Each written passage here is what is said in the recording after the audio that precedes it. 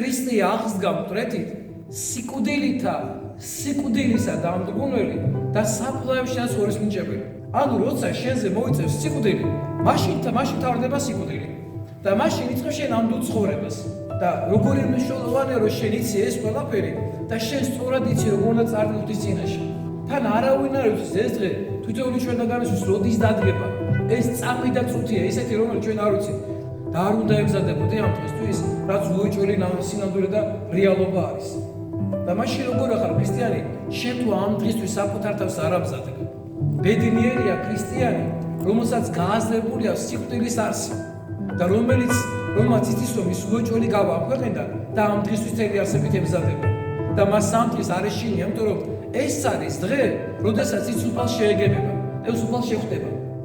და დაიწყება ნამდვილი ცხოვრება, დაიწყება სიხარულის ცხოვრება, მარადიული ცხოვრება ღმერთში.